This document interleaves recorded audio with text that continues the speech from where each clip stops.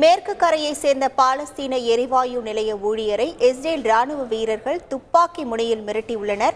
Hebron பகுதியில் உள்ள எரிவாயு நிலையத்திற்கு சென்ற இஸ்ரேல் வீரர்கள் அங்கிருந்த பாலஸ்தீனியரை தாக்கி துன்புறுத்தி உள்ளனர். இந்த காட்சிகள் சிசிடிவி கேமராவில் பதிவாகியுள்ளது. இந்த சம்பவம் தொடர்பாக உரிய விசாரணை நடத்தப்படும் என இஸ்ரேல் அரசு தெரிவித்துள்ளது. பாலஸ்தீனியர்களுக்கு ஆதரவாக துருக்கியின் இஸ்தான்புல் நகரில் ஆயிரக்கணக்கானோர் போராட்டத்தில் ஈடுபட்டனர். பாலஸ்தீனியர்கள் மீது தாக்குதல் நடத்தும் இஸ்ரேலை கண்டித்து இந்த போராட்டம் நடைபெற்றது. போராட்டத்தில் ஈடுபட்டவர்கள் பாலஸ்தீனிய கொடிகளை ஏந்தியதுடன் பாலஸ்தீனிய மக்களுக்கு ஆதரவாக கோஷங்களை எழுப்பி பேரணியாக சென்றனர். ரஷ்யாவின் கட்டுப்பாட்டில் உள்ள டொனெட்ஸ்க் பிராந்தியத்தில் உக்ரைன் ராணுவம் ஏவுகணை தாக்குதல் நடத்தியுள்ளது. ஏவுகணை தாக்குதலில் 4 பேர் உயிரிழந்ததாக டொனெட்ஸ்க் பிராந்திய அதிகாரிகள் தெரிவித்துள்ளனர்.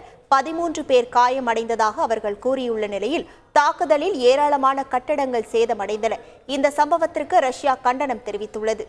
உக்ரைனின் லிவிவ் பிராந்தியத்தில் உள்ள பல்கலைக்கழகத்திற்கு அருகே ரஷ்ய ராணுவத்தினர் ட்ரோன் தாக்குதல் நடத்தியுள்ளனர். இந்த தாக்குதலில் பல்கலைக்கழகத்திற்கு சொந்தமான கட்டடங்கள் சேதமடைந்துள்ளன.